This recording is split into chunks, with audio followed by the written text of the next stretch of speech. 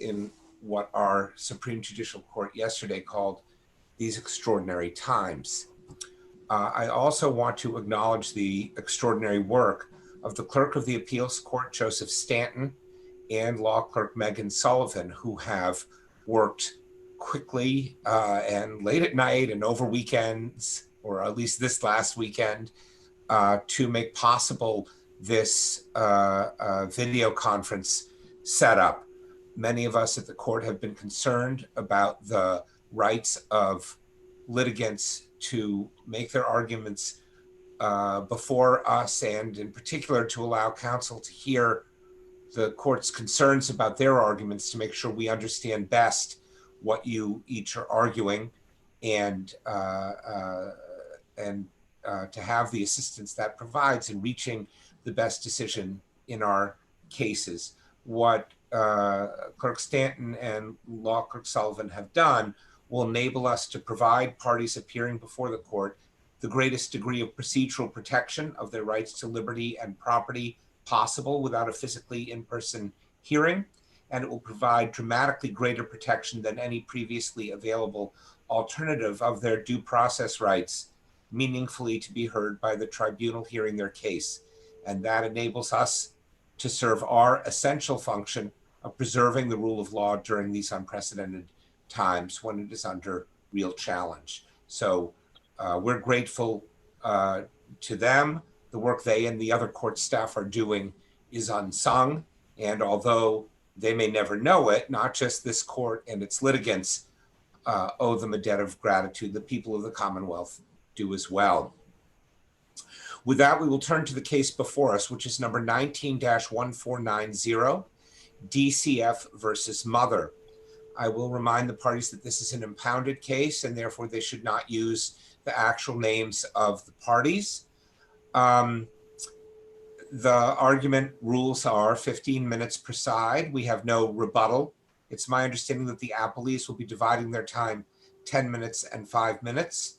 You should let us know if that's not right, but that's our current understanding. And we will hear first from appellant Mother, and that means you, Attorney Krasner. Thank you. May it please the court, I'm Sherry Krasner on behalf of Mother. My client and I thank the court for allowing this motion and allowing this case to be heard as all other child welfare cases are heard because of the significant liberty interests at stake. I'm not here to tell you that the judge was unreasonable in her concern about the challenges Mother will face if she is given the chance to parent her two children together. My client herself acknowledged those concerns at trial, talking about her relationship with her daughter, the subject child, as a work in progress. Worry and concern, however, no matter how legitimate, isn't the way that these cases are decided. They are decided on evidence. Clear Attorney and Krasner, if I could ask you a question. This is Certainly. Judge Blake. Your brief makes a lot of the fact that the judge made a finding concerning when your client could versus has to leave the program that she was in. If we were to conclude that that was an erroneous finding, why does the rest of the decision not stand? Because that's not the only erroneous finding that the judge has made. I think it's a significant one, but it's not the only one. And but for purposes of my question, if you assume that that's the only one that we think is erroneous, what happens to the rest of your argument? There's still evidence that the court ignored, that the judge ignored. She makes much of the fact that she found Mother to be genuine in her recovery, but that wasn't sufficient. However, there was evidence introduced by DCF from Mother's current treaters. And those were treaters who talked about Mother's exceptional progress in treatment, about Mother having a devotion that was rarely seen in people in this program. And two of the treaters specifically said that they wanted to be advocates in court for Mother. And the judge, it's not that she didn't give weight to it, she ignored that salient evidence. So that's also another reason why there's problems with the decision. There's also What very is important. what is the basis for your statement that the judge ignored as opposed to giving less weight to that evidence of more recent recovery? She doesn't mention it. There's nothing. The only evidence that she talks about mother's current treatment is the statements that mother makes at trial. But she says nothing about documentary evidence. And again, this was evidence introduced by DCF that talked about the excellent progress that mother was making. And that's at the record appendix at pages 133 to 137. So again, it's not that she didn't give it sufficient weight. It's as if it didn't enter into the calculus at all. Another problem, to go back to Judge Blake's question, is the issue of the notion that because this treatment was happening it was coerced treatment, it was court mandated treatment, that somehow that meant that there was no guarantee that would work.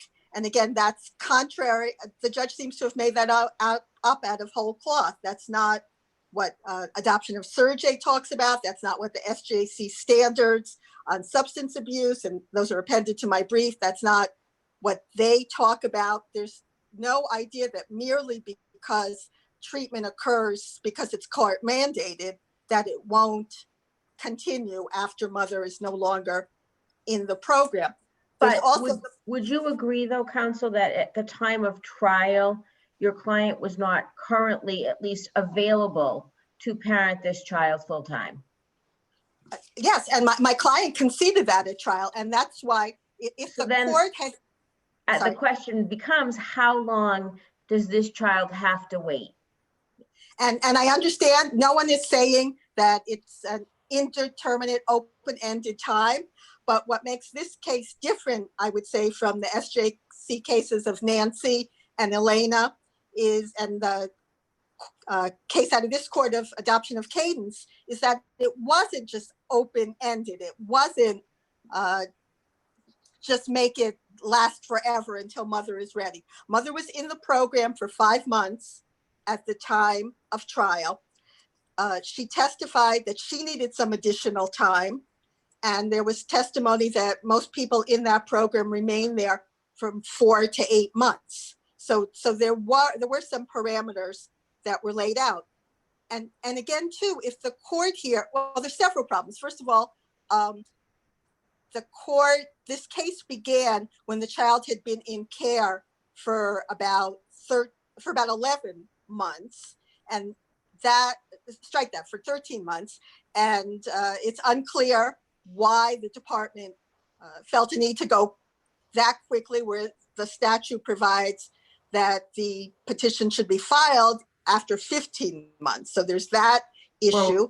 Well, if I can ask, I mean, until shortly before trial, of course, all the DCF had was that despite its really extensive efforts to try to even contact mother, she had abandoned the child. So I think that explains the decision to move toward adoption. But what I'm trying to figure out is this, and it's essentially like Justice Blake's question. We have a child who has been with another family from birth and whose mother abandoned her. And obviously, if she had not gone into rehab, maybe there wouldn't have been, the trial might have taken 5 minutes. I mean, there wouldn't have been anything to say, but she did. She went into treatment, and commendably was apparently doing extremely well in that treatment for whatever it is. I mean, she wasn't living on her own and so on, but whatever it was, she was doing as well, maybe as one could reasonably hope.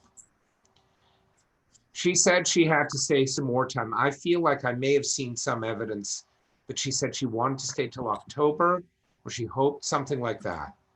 So we're talking about whatever, some number of months. And my question is,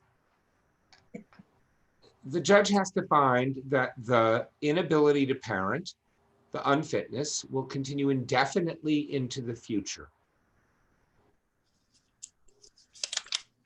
When a child is 1 year old, has met her mother, aside from at birth, literally 4 times for an hour each during that time, and has a whole other parent and family and doesn't know this person, how long is indefinitely into the future? Is 3 months? That's another quarter of her lifetime, or maybe it's only 3 months. Till the next October, now she'll have lived 2 years with someone else. Are we going to take a child away from the only mother she's ever known after 2 years to be with someone she's only, even assuming you're right, that everything is going to go great? How long? What do you have a sense of what that the answer ought to be? Several things. First of all, the judge here, as to the finding about whether this will continue indefinitely into the future, and that's finding 112, she says, she herself, the judge says, she's not certain whether mother will be able to do this. And so if she's uncertain that this unfitness will, or this newfound fitness will continue, I think just on the basis of that termination is not warranted under our statutes and decisional law. There's also, it is true, the first 9 months of this baby's life, mother, I'm not going to try and justify it. My client doesn't want me to justify that. But, and the department made an internal decision after 9 months to change the goal to adoption. But the decision that they made before the court, asking the court to approve the goal of adoption, happened in October of 2018, which was after mother had been in the program already for 4 months, had done well. There were no concerns about mother's continuing progress at that time. So I think that's the problem, that their need, that idea that, well, this train has already left the station and we need to go forward. It's unclear why they felt that need in October to ask the court to terminate. Could they have asked the court to make a finding of permanent unfitness? And my client would have stipulated to that. I think the record, she so states that, if not explicitly, implicitly states that at trial. And then anyone is free to file. Can I interrupt Please. you there? You're saying that your client stipulated to her permanent unfitness? That she says on the record that she does not want, she knows that she cannot take custody back of the child at that time, which essentially was an implicit concession of unfitness, or really unavailability in her case because of the requirements of her program. So what I'm saying is, if the court at that time had found mother permanently unfit, and then 6 months later, the department could have filed a petition for review and redetermination. And the basis of that could have been, well, there just hasn't been sufficient progress, sufficient change. And that in itself would be a basis for that petition to be filed and to be heard. So again, we wouldn't be talking, oh, this is going to last forever. The court at that time could have entertained that petition. And if mother still wasn't in a position to take the child, either because of her unavailability or her progress in treatment, the judge could have made a determination then to terminate rights, and this child wouldn't be left in limbo. So again, unlike the Nancy case and Elena and Cadence, it wasn't as open-ended, and there would still be a recognition that the interests of the child are paramount, and that you can't just let a child linger indefinitely. And that did not have to happen here. The court could have simply said, mother is permanently unfit, mother is unfit, she's committed to the child to the permanent custody of DCF, and either party could have come back 6 months later or sometime after that and filed a petition for review and redetermination. Attorney Krasner, can I ask you, just in the interest of time, two of your arguments, your brother counsel suggests were raised for the first time on appeal and therefore waived, and that is the reasonable efforts of the department during the pendency of the case and the issue of sibling visitation, which appears to perhaps only have been argued in closing argument. Could you address as to the issue as to whether those are waived? Sure. Well, first of all, the issue was not sibling visitation. That is not the issue that I raised in my brief. The issue that I raised, and I talk about this in my reply brief, Your Honor, is it was the idea in thinking about the best interests of the child that the judge did not consider that the subject child had a younger sibling, only 13 months her junior, and that the benefits of being reared together, raised together with that child, that should have been part of the best interest determination. But was that raised below? There certainly was a lot of testimony about the issue of the younger sibling and about how the two children related during visits, and but implicitly the idea that there was a younger sibling, that mother was successfully raising that younger sibling, and that it was in the child's best interest, or at least the judge should have considered. I'm not saying it was dispositive, but the judge should have considered that being raised with your biological sibling, that there are benefits that inure to your best interest in that sense, and there certainly is case law that supports that. As to the issue of the services, that admittedly that's more of an uphill battle here, that was not explicitly raised, but certainly as a defense to whether or not mother's unfitness was temporary or not, and that can be raised now on appeal in adoption of Alona, and certainly the court could look at whether but for the department doing more to get mother into a program where she could parent both children together, that we wouldn't have been where we were. So what case do you think is most factually similar to your case? On which issue? As a general principle, I look at adoption of Linus, which is a case that talks about concern not being a substitute for evidence. And I think the facts aren't the same, but just that notion that, yes, we understand that there were worries and concerns and challenges, but that the evidence here didn't rise to the level of clear and convincing such that rights should be terminated. Okay, I see that your time has expired. Are there other questions from the panel, though? No? All right, excellent argument, Attorney Krasner. Thank you very much. Very helpful to us. And of course, we also have your brief. We will hear next, I gather, Mr. Peterson, Attorney Peterson, you'll go first for 10 minutes. Is that right? That is correct, Your Honor. All right, so we will hear on behalf of DCF, Attorney Peterson. Thank you, Your Honor. Good morning, Your Honors. I'm Jim Peterson, and I represent the Department of Children and Families in this matter. The first thing I do want to mention, just with respect to that last question, is that sibling, being reared with the sibling, there is no constitutional protection. Unlike the parent-child relationship, there is nothing, there is no, as Hugo states, there's nothing, no constitutional protections for the sibling sibling relationship. So to the extent that there is that, it clearly was considered, but there's no protection for it. And there was no pre-existing relationship between the two of them, between the two siblings. It only met for about 2 hours, it appears, and it physically touched hands once. But Your Honor, it does seem that mother is. I need to interrupt. I took your sister's argument not to be that there's a constitutional right for a sibling to see the other sibling, but instead that in assessing the best interests of the child, that contact with the sibling is something to consider. With this one, there was no, and again, as you look at it, they had no relationship. It's really an arbitrary, it could have been anybody.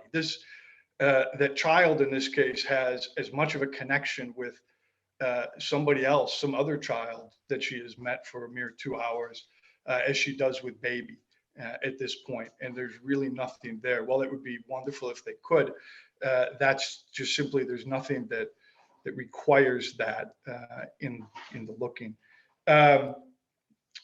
This is a case, though, that if you'll excuse me here a minute, as I look through, so mother does apparently agree now. She did raise that she was not unfit in her brief, but does agree now that she did admit she was not capable of taking the child. And the question here is just that: how long do you wait, and how long do you do this? The problem with the judge was not discounting this court-ordered treatment. This was not something that she did. She was simply comparing this. The judge had to weigh mother's recent successes and her progress in this court-ordered treatment with her history that we knew and which has been developed both well in the trial and in the facts. And as part of that, she had to consider this current sobriety and success. Where does this come from? How does this happen? Is this mother on her own? Is she really going out there? There's no question she was doing very well with this treatment. The real question is— let me ask you this. At page 35 of your brief, you say that even if it was error for the judge to make the determination that she couldn't leave her program, and you quote, I think, to the Olga case, that it was not central to the ultimate conclusion. But it seems that her ability to leave that program was very much bound up in the judge's ultimate determination. So tell me why I'm wrong. Oh, Your Honor, the real issue, and as you read through the judge's findings and conclusion, what she's really doing in the entire thing is trying to determine, will mother, when she gets out in the community, will she be capable of maintaining her sobriety? Because there was clear evidence, not just of the abuse, but of the nexus between that abuse, substance abuse, and the abandonment and neglect of child. So the issue was just that. When she gets out into society, into the community, when will she be able to properly parent this child, or will her sobriety be at risk? Which, again, there's a history of that she's failed to do that. The exact date on when she's released then isn't really, or whether she's available immediately or not, isn't as important. I would note as well that the judge did consider, well, maybe I can wait on this. The judge is fully aware. There was testimony. Mother is on probation, was on probation in drug court until the end of 2019. We also know that, from the record, that there was this very intense inpatient program right now that she was in, and then it steps down. You step your way down, so that from the time of the trial for a year, whether no matter how this goes, mother is not going to be living freely in the community in a situation where she can really be tested. She's always under the court's thumb to some degree at that point. Can I ask you, I'm sorry to interrupt. Do you want to finish? No, that's good. Thank you. I have I think it's almost a metaphysical question. As I understand it, and please correct me if I'm wrong, the judge has to find that her unfitness will continue indefinitely into the future by clear and convincing evidence. And yet, it's not a determination of a past fact where you might easily find clear and convincing evidence. She's trying to figure out, is it likely? How likely is it that this is going to work? Obviously, it might. We hope it does. She ultimately concluded that it was likely to not work. I don't think she denigrated the mother's efforts. I think she credited them, really. But how do we fit those two things together? Clear and convincing evidence of a prediction. Your Honor, that's a good question. And the issue that the judge had was she did have this history. She did have an indication of what happens when mother gets sober and can maintain that for a period of time. And then even in this situation, and now I'm referring to her when she gets the sober before the birth of child, she goes into the hospital, and the mom's version, which I will admit, DCF did not fully believe, it's clear from the record, but under mom's version, she never used during that period of time. She never used before going into the hospital. She has the child. She's in a spot where we know she's sober. She's in a spot where now DCF is involved, and they're assisting, trying to get her into a program, to get her housing, to get housing for the children. And she wants to do it. She clearly has an expressed desire. She's ready to go. She wants to do this. And she leaves the hospital and falls off the face of the earth to DCF, other than serendipitous meetings that we encounter. So the judge has this evidence in front of her, and she's got to try to look into the future and how long does this go? What she didn't have, she had no evidence that she could rely on to conclude that mother's recent successes would continue into the future.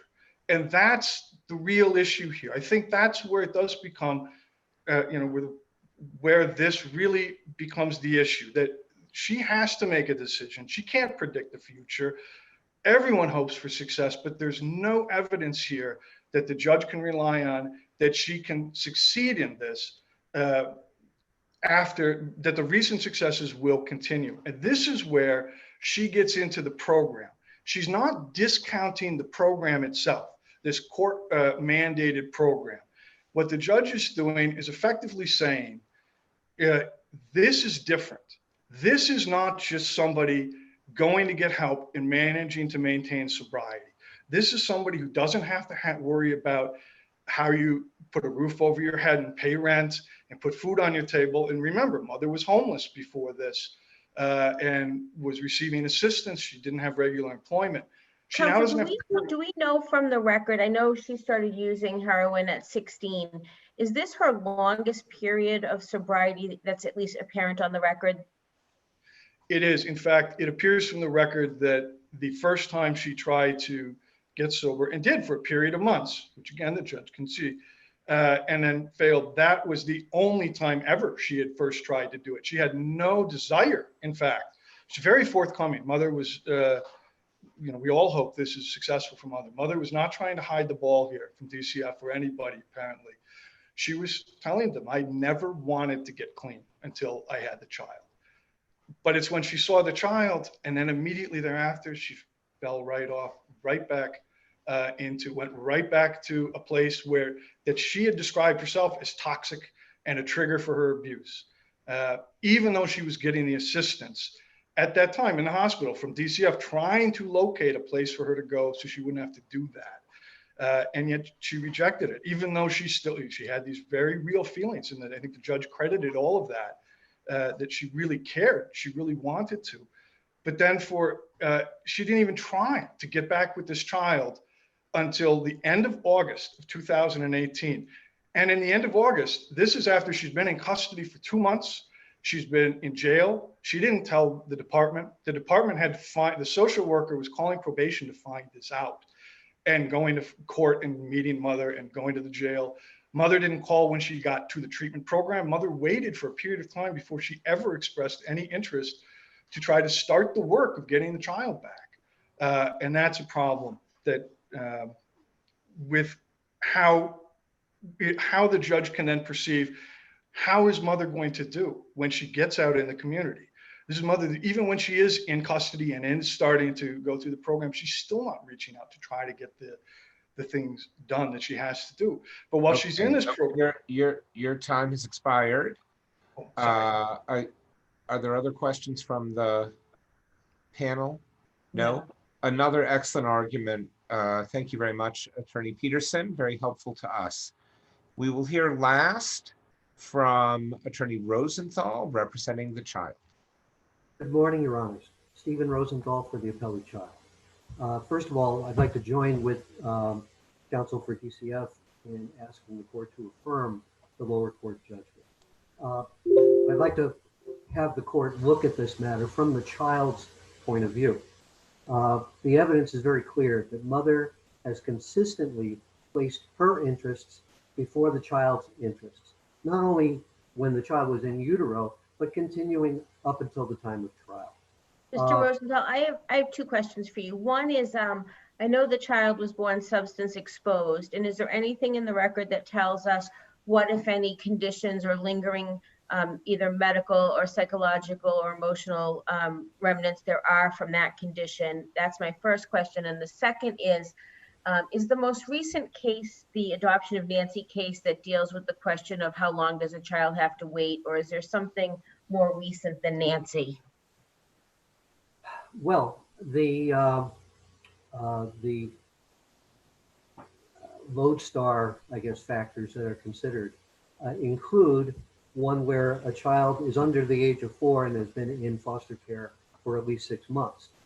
So I think that that's something by statute that the court should consider. With respect to your first question, the child was on morphine at the hospital, remained in the hospital for nearly 3 full weeks. Date of birth was October 4, 2017. She was discharged on October 23rd. So she remained detoxing that entire time. For 2 months following her discharge, she was followed by a visiting nurse. So from October to late December, just before Christmas, there was evidence not only that she was detoxing, but she was experiencing tremors and other medical sequelae from detoxification. She was also followed after the fact by a pediatrician who specialized in treating substance exposed newborns.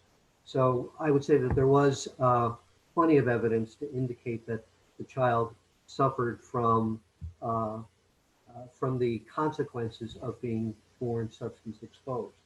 I'm not going to repeat the entire history of this matter, but I'd like the court to remember that mother initially planned to terminate this pregnancy and then changed her mind, yet continued to abuse drugs for several weeks after knowing that she was going to carry this child to term. Several weeks later, she did go into a treatment program, and to her credit, she remained sober for about 4.5 months, the same length of time that she had remained sober as of the date of trial. However, she relapsed. Perhaps my brother forgot to mention this, but she relapsed 2 days before this child's birth by consuming cocaine. And there were different versions of the story about how this got into her mouth. But the fact of the matter is that she made a conscious choice to protect her cousin from being arrested with no regard for the child that she was about to deliver. And she knew she was about to deliver. So she was also given opportunities to board with the child, which she didn't take advantage of. She was given information about programs she could enter into, the same type of program she went into with New Day, where she could live with her child in an inpatient type of treatment. And that's when, as my brother said, she fell off the face of the earth. She was described repeatedly as MIA, missing in action. Even after entering the New Day program, she didn't contact DCF to arrange a visit with this child for more than a month. She never even inquired about the child's welfare for a full 11 months. The child's first birthday passed on October 4, 2018, without so much as a birthday card from mother. The mother now, and this is the point I want to make, the mother now claims that she has a plan to care for 2 children, including this child, but she has never articulated, didn't do it at trial, no evidence that she had articulated any plan to assist this child in making the adjustment from living with the only mother she has ever known to living with somebody who is essentially a total stranger. We've heard a lot about what mother has done for herself, but nothing about what she will do for this child. Now, I'd like to Justice Rubin asked about the issue of whether mother was planning to stay at New Day for a full year. And sorry if I was nodding my head and distracting you, but if you go to my brief at page 26, and you look at the record appendix at page 136, you will see that evidence that she disclosed, she stated to a worker that she intended to stay in New Day until she completed it which was going to be at the end of October 2019. That would Okay. be a full year in that program. Your time, I see your time has expired. Are there other questions from the panel? Excellent points that you've made, excellent arguments by all three of you. Of course, we have your brief and we have all the briefs. Your Honor, Yes. may I draw the court's attention to a case that was just decided last week that I think would be relevant? Yes. All right. I would ask you to look at the case of adoption of West. I don't have, it's only a slip Well, of why don't you, if it's a new citation, it falls within our Rule 16L, why don't you get us a letter with the citation? Would All that right. be- Thank you, Your Honor. Thank you very much. That the case is submitted. That concludes our sitting for today. I want to express my gratitude to the court staff for their hard work, not only in developing this, but also in ensuring functionality today and timekeeping and recording and so on. I want to thank counsel for their flexibility in being able and willing to do this by video. And I think with that, we stand in recess. Thank you very much. Thank you, Thank you. everyone. Thank you, Your Honor.